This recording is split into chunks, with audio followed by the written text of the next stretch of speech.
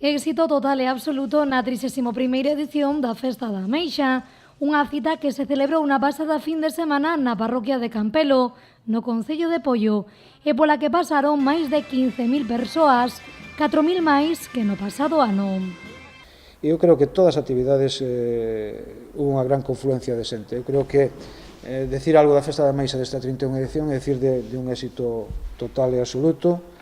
O tema de tráfico funcionou perfectamente, o corte de tráfico das vías que tiñamos previsto cortar se cortaron e non hubo ningún problema, os leiras de aparcamento funcionaron á perfección e eu creo que o que temos que seguir traballando para que esta festa siga consolidándose e que siga cada ano subindo un poquinho máis e tendo cada vez máis afluencia de público.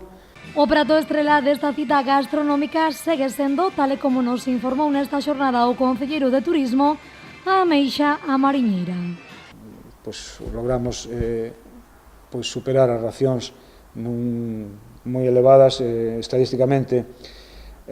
Racións de ameixa se venderon en 1994, sendo a ameixa mariñeira con 1150 a que acolleu máis, a que foi máis vendida, non? Un 57,65%, un pouco así a nivel estadístico. En esta 31ª edición contaron cun orzamento de 116.120.000 euros, dos que finalmente irán a parar 60.000 ás arcas municipais.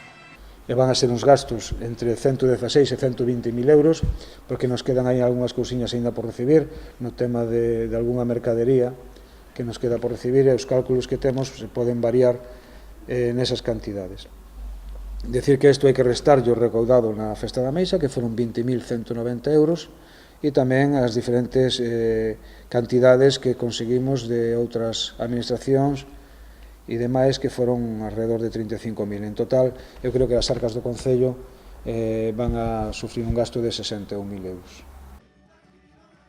Unha cita que contou con moito éxito gastronómico e tamén cultural, xa que pola Praza da Granxa en Campelo pasaron miles de persoas para desfrutar do directo de Treixadura o venres, Andy e Lucas o sábado e da Orquestra Claxon o domingo.